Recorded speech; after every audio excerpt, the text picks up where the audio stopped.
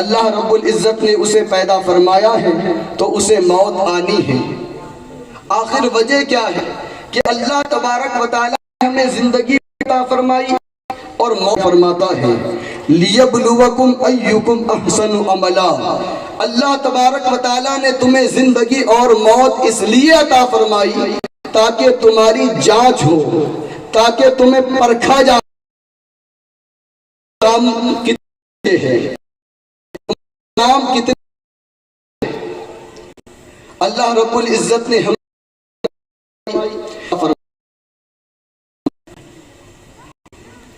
غرض کے انسان کی مقصدی تیاری کرے، یعنی اللہ تبارک و تعالیٰ نے ہمیں زندگی اور اسی زندگی میں صحت اور اسی صحت و سلامتی کے ساتھ ایمان عطا فرمایا ہے۔ جب اللہ رب العزت نے ہمیں ایمان عطا فرمایا کے ساتھ اللہ رب العزت نے ایمان عطا فرمایا ہے،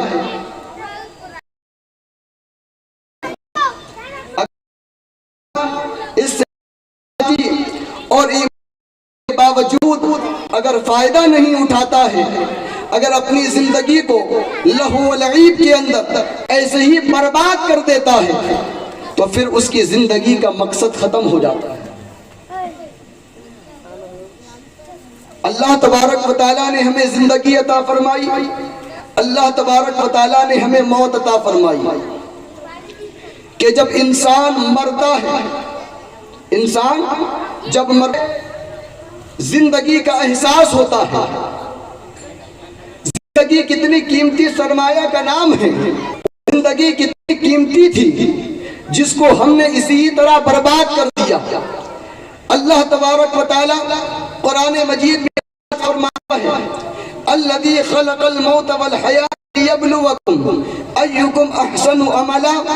اللہ تبارک و تعالیٰ نے تمہیں زندگی اور موت عطا فرمائی تاکہ تمہاری جانچ ہو۔ حدیث پاک کے اندر ہے، اللہ کے رسول صلی اللہ علیہ وسلم ارشاد فرماتے ہیں کہ جب بندہ مرتا ہے، جب آدمی مرتا ہے تو جہاں تک کہ نگاہ جاتی ہے وہاں تک کہ اسے فرشتے نظر آتے ہیں۔ اب اللہ تبارک و تعالیٰ اس بندے کو آزمائش کے اندر مبتلا کرتا ہے، اب اس سے آزمائش لی جاتی ہے۔ وہ کس طرح آزمائش ہوتی ہے؟ اور موت کوئی آسان چیز کا نام نہیں ہے۔ یہ تو ہم دیکھتے ہیں کہ کوئی انسان پانی میں ڈوبا اور مر گیا، کسی کو اٹیک کا جھٹکا آیا اور مر گیا، کوئی گاڑی کے نیچے آیا اور مر گیا، لیکن جس پر موت واقع ہوتی ہے، جس کو موت آتی ہے، موت کی تکلیف، موت کی شدت اسی کو پتہ چلتی ہے۔ موت کی تکلیف، موت کی شدت اسی کو پتہ چلتی ہے۔ قبر کا حال مردہ جانتا ہے، باہر رہنے والا نہیں جانتا۔ کے اندر ہے اللہ کے رسول کریم صلی اللہ علیہ وسلم فرماتے ہیں جب کسی انسان کو موت دی جاتی ہے، جب کسی انسان پر موت آتی ہے تو اللہ کے مقدس فرشتے اس کو رسیوں سے جکڑ دیتے ہیں۔ اگر اس کو رسیوں سے جکڑا نہ جائے تو وہ پھر لوگوں پر تلوار دوڑ، وہ لوگوں پر تلوار سے حملہ کر، تکلیف ایسی ہوتی ہے۔ اور پھر اس سے آزمائش اس طرح لی جاتی ہے کہ اللہ تبارک و تعالیٰ اس پر پیاس کو مسلط فرما دیتا ہے۔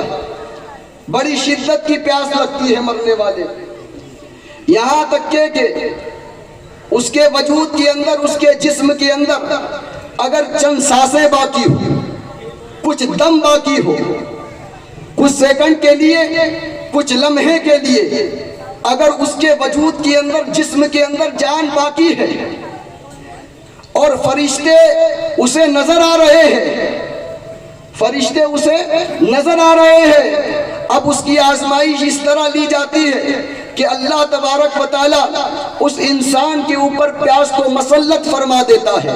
اور حدیث پاک کے اندر آیا ہے بے نمازی زیادہ پیاسا ہوتا ہے، بے نمازی کو زیادہ پیاس لگتی ہے، اس لیے کہ اس وقت اگر ساتوں سمندر کا پانی بے نمازی کے منہ میں ڈال دیا جائے تب بھی اس کی پیاس نہیں بجھ سکتی ہے۔ نماز کا احساس کرو۔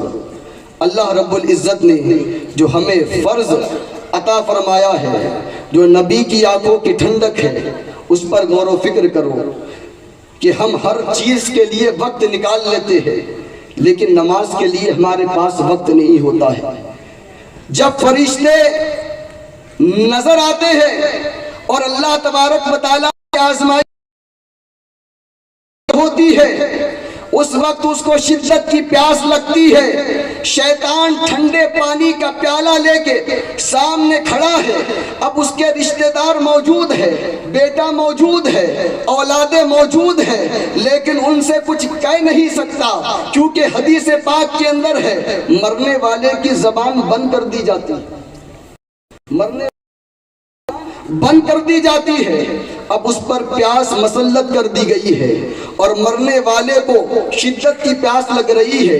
باپ کھڑا ہے، پانی طلب نہیں کر سکتا، اولادیں کھڑی ہے، پانی مانگ نہیں سکتا۔ اب شیطان پانی کا پیالہ لے کر سامنے کھڑا ہے، ٹھنڈے پانی کا پیالہ لے کر سامنے کھڑا ہے، مرنے والے سے کہتا ہے اے شخص، اے آدمی، یہ پانی پینا چاہتا ہے، یہ پانی کا پیالہ پینا چاہتا ہے۔ مرنے والا کہتا ہے لا جلدی دے، مرنے والا کہتا ہے لا جلدی دے۔ شیطان کہتا ہے ضرور تجھے پلا دوں گا، ضرور یہ پیالہ میں تیرے حوالے کر دوں گا، اس سے تیری پیاس بجھ جائے گی، لیکن شرط ایک ہے، ایک میری بات تجھے تسلیم کرنی پڑے گی۔ شیطان کہتا ہے، مرنے والا کہتا ہے بتا تیری بات کون سی ہے، تیری شرط کون سی ہے؟ تو مرنے والے سے شیطان کہتا ہے یہ پانی کا پیالہ تجھے دے دوں گا، صرف تو اتنا کہہ دے کہ خدا ایک نہیں دو ہے، خدا ایک نہیں دو ہے، اتنا کہہ دے یہ پانی کا پیالہ تجھے پلا دوں گا۔ اب اگر جس نے دنیا میں نمازیں پڑھی ہو، اپنے عقیدے کی اصلاح کی ہو، صبر و تحمل سے کام لیا ہو اور تمام چیزیں جو اسلام کے ہیں ان کو اس کے وقتوں پر ادا کیا ہو تو پھر وہ کامیاب ہو جائے گا۔ اور شیطان سے کہے گا اے مردود نکل جا، اپنی پیاس کو برداشت کر سکتا ہوں لیکن تیرے پانی کو تسلیم نہیں کر سکتا، تیرے پانی کے پیالے کو قبول نہیں کر سکتا۔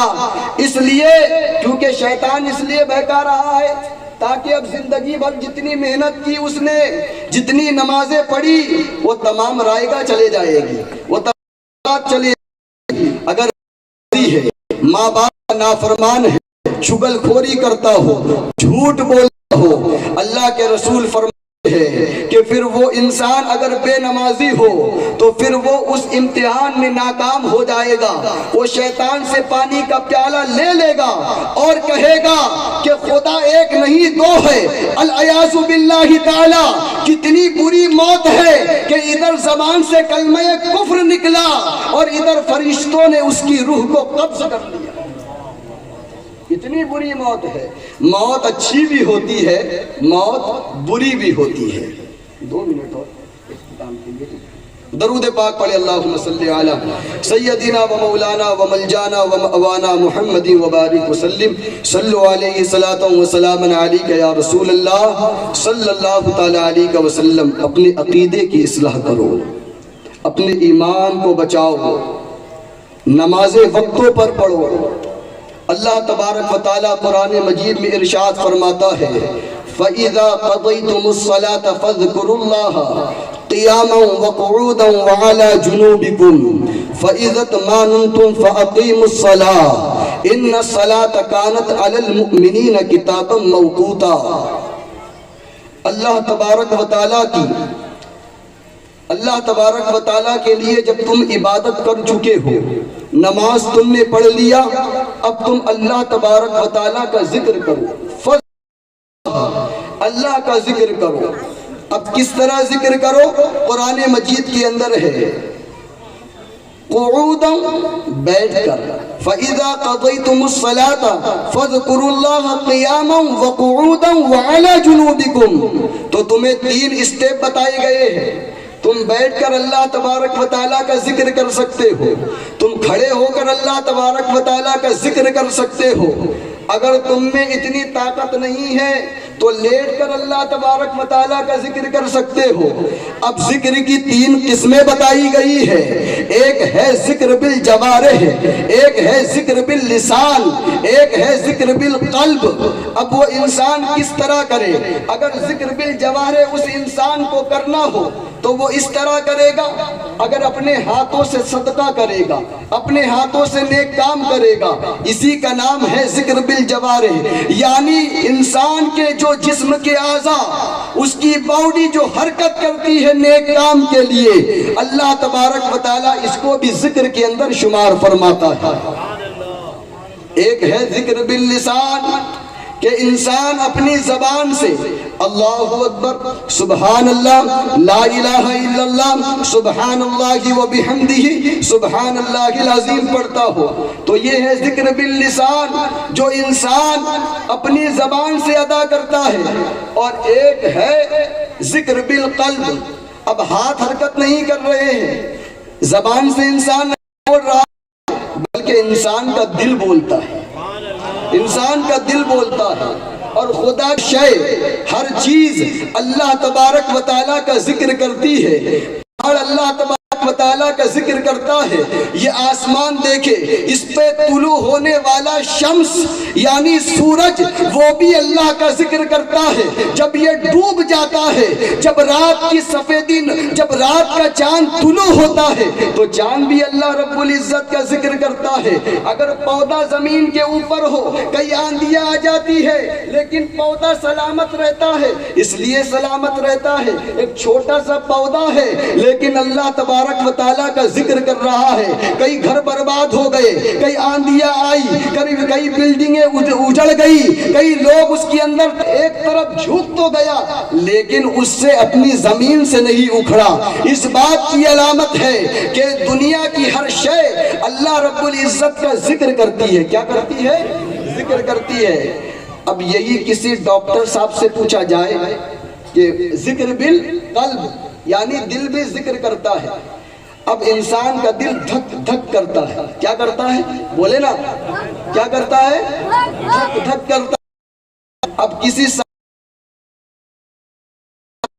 یہی سوال کسی عالم دین نے ریسرچ کے مطابق، اپنی تحقیق کے مطابق، آلائے جات کے مطابق، نئی جتنی بھی چیزیں وجود میں آئی ہے، ان مشینوں کے ذریعے سے لیب کے اندر ان چیزوں کو یعنی دل کو جب تحقیق کی، دل پر جب ریسرچ کی تو پتا چلا کہ انسان کا دل دھک دھک بولتا ہے۔ اور بڑے سائنسدان سے پوچھا کہ انسان کا دل کیا بولتا ہے تو بتانے والے نے یہی بتایا، انسان کا دل دھک دھک بولتا ہے، انسان کا دل دھک دھک بولتا ہے۔ اب ہندوستان کے اندر مسئلہ سالو نہیں ہوا، حل نہیں ہوا، تو اور دوسرے ملکوں کی ہم نے مدد لی۔ جب دوسرے ملک والوں کی مدد لی، وہاں کے جو بڑے بڑے ڈاکٹرز تھے ان سے ہم نے تحقیق کی اور پوچھا، اے عالم دین کے سوال کو بتا، اے رب کے قانون کو بتا کہ انسان کا دل کیا بولتا ہے۔ تو وہاں کے ڈاکٹروں نے بھی ہاتھ ٹیک دیا اور کہا کہ انسان کا دل دھک دھک بولتا ہے۔ پھر کسی عالم ربانی کے پاس اس سوال کو بھیجا گیا اور پوچھا گیا، بتاؤ انسان کا دل کیا بولتا ہے؟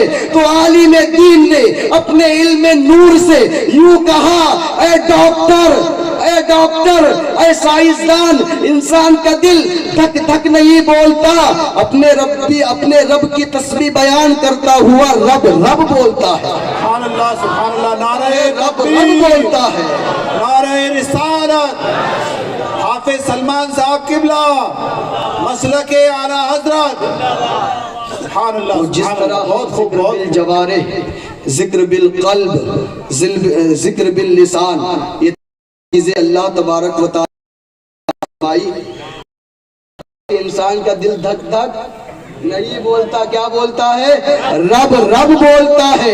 اللہ تبارک و تعالیٰ نے تمہارے دل کے اندر ایک گوشت کا لوتھڑا رکھا ہے. وہ گوشت کا لوتھڑا جب رب رب بولتا ہے تو ہمیں چاہیے کہ زبان سے سربہ سجود ہو اور سجدے کے اندر سبحان ربی الاعلیٰ اعلیٰ بولے, سبحان ربی الاعلیٰ بولے.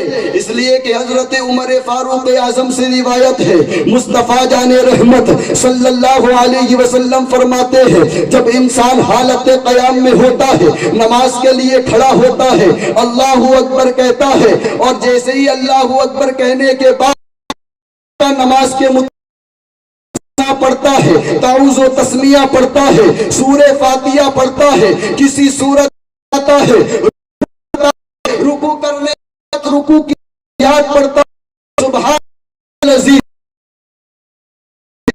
بلند بیان رب کی بولتا ہے. اور سجدے میں حضرت عمر فاروق اعظم کی روایت ہے, حضور صلی اللہ علیہ وسلم فرماتے ہیں اب اس انسان کو چاہیے کہ اپنے دل کے اندر یہ ارادہ کرے کہ میں اللہ رب العزت کو دیکھ رہا ہوں, میں اللہ رب العزت کو دیکھ رہا ہوں. اس انسان کو چاہیے کہ وہ اپنے دل کے اندر ارادہ کرے. اللہ تبارک و تعالیٰ نے انسان کو وہ بصیرت عطا نہیں لیکن سید الانبیاء کو اپنا جلوہ دکھایا ہے, سید الانبیاء کو اپنا جلوہ دکھایا ہے, اور بہت قریب سے دکھایا ہے, بہت قریب سے دکھایا ہے.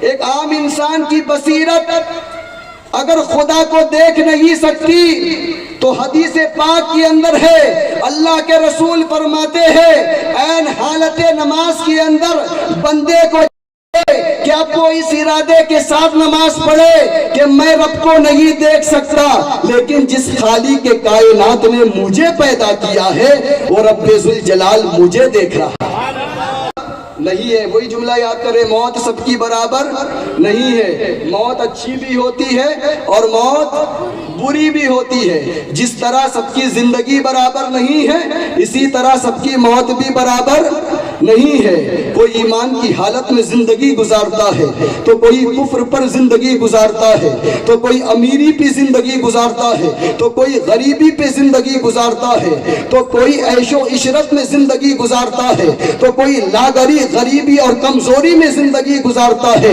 لیکن اللہ والوں کی شان دیکھے, عارفوں کی شان دیکھے. حضرت رابعہ بصریہ رضی اللہ تعالی عنہ کو جب قبر کے اندر رکھا گیا, حضرت رابعہ بصریہ کو جب قبر کے اندر رکھا گیا تو مردے ان سے سوال کرنے کے لیے آ گئے, اے رابعہ بتا من ربو کا, تیرا رب کون ہے. ادھر فرشتے حضرت رابعہ سے مخاطب ہے, فرشتے سوال کر رہے ہیں, ادھر رابعہ بصریہ ولیہ عابدہ زاہدہ طاہرہ رضی اللہ تعالیٰ عنہ اپنے رب سے مخاطب ہے اور کہنے لگی اے پروردگار عالم, اے خالق کائنات, ان فرشتوں کو کیوں بھیجا, ان فرشتوں کو کیوں بھیجا. منکر نکیر جو ہوتے ہیں نا قبر کے سوالات کرنے کے لیے, اگر وہ اپنی اصل صورت کے اندر یعنی جو قبر کے اندر آتے ہیں اگر وہ زمین پر آ جائے تو ان کو دیکھ کر ان کی دہشت سے انسان مر جائے, انسان مر جائے. رابعہ ان سے کہتی ہے ذوالجلال کو کیوں بھیجا, جب تو نے کہہ دیا ہے کہ میں تیرا رب ہوں, رابعہ میری بندی ہے, تو پھر فرشتوں کو بھیجنے کی کیا حاجت, کیا ضرورت. تو اللہ تبارک و تعالیٰ نے فرشتوں سے کہا اے فرشتوں واپس آ جاؤ. یہ ہے اللہ والوں کی شان, یہ ہے اللہ والوں کی شان. حضرت مالک ابن دینار رحمت اللہ تعالیٰ علیہ کو جب قبر کے اندر اتارا گیا, کسی نے خواب کے اندر دیکھا اور پوچھا اے ابن دینار کیسے گزری, اے ابن دینار کیسے گزری. تو حضرت مالک ابن دینار کہنے لگے کہ فرشتے آ گئے تھے سوال کرنے کے لیے, اگر ہمارے جیسا ہو تو قبر کے اندر دیکھنے کے بعد ویسے ہی ہوا ٹائٹ ہو جائے. اور حضرت مالک ابن دینار کہہ رہے ہیں فرشتے آ گئے تھے سوال کرنے کے لیے. کہا کیا سوال کیا؟ کیا وہی سوال کیا جو حدیث پاک کے اندر موجود ہے؟ من ربک، تیرا رب کون ہے؟ ما دینک، تیرا دین کیا ہے؟ تو حضرت مالک ابن دینار کہنے لگے فرشتوں سے ایک کام کرو، جاؤ تم رب سے ہی پوچھو کہ ابن دینار تیرا بندہ ہے یا نہیں. اس سے کیا ہوتا ہے؟ اس سے کیا ہوتا ہے؟ اگر میں ایک بار نہیں 1000 مرتبہ بھی کہہ دوں کہ ربی اللہ، میرا رب اللہ ہے، اس سے کیا ہوتا ہے؟ اور رب ذوالجلال ایک مرتبہ کہہ دے کہ مالک ابن دینار میرا بندہ نہیں ہے، تو پھر میں کیا کروں گا؟ کدھر جاؤں گا؟ کس کے پاس جاؤں گا؟ جاؤ فرشتوں رب سے سوال کرو کہ مالک ابن دینار میرا بندہ ہے یا نہیں، تیرا بندہ ہے یا نہیں. رب کی بارگاہ میں مخاطب ہوتے ہیں اور ندا دیتے ہیں اے رب ذوالجلال ابن مالک تیرا بندہ ہے یا نہیں. رب سے، رب کی ہاتف غیب سے آواز آتی ہے، رب ذوالجلال کی بارگاہ سے آواز آتی ہے اے فرشتے واپس آ جاؤ، مالک ابن دینار میرا بندہ ہے، مالک ابن دینار میرا بندہ ہے. اور اگر میں ایک بار نہیں 1000 مرتبہ بھی کہہ دوں تو اس سے ہوتا کیا ہے؟ لیکن اگر رب ذوالجلال ایک مرتبہ کہہ دے کہ یہ بندہ میرا بندہ ہے، پھر تو کامیاب ہے. یہی کہہ کر میں اپنی گفتگو کو ختم کر رہا ہوں. اے رضا یہ احمد نوری کا فیض نور ہے، اے رضا یہ احمد نوری کا فیض نور ہے. ہو گئی میری غزل بن کر قصیدہ نور کا، لیے رہو غوث و خواجہ رضا کا چراغ. اے سبحان اللہ. مجمع کے اندر ابھی بھی بیداری ہے، یہ اللہ کا کرم ہے.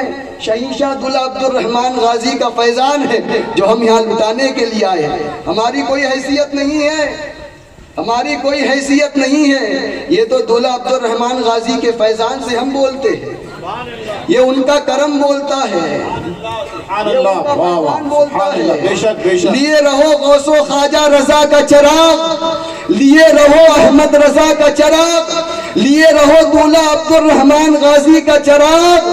پھر ملیں گے وما علینا الا البلاغ. السلام علیکم ورحمۃ اللہ وبرکاتہ.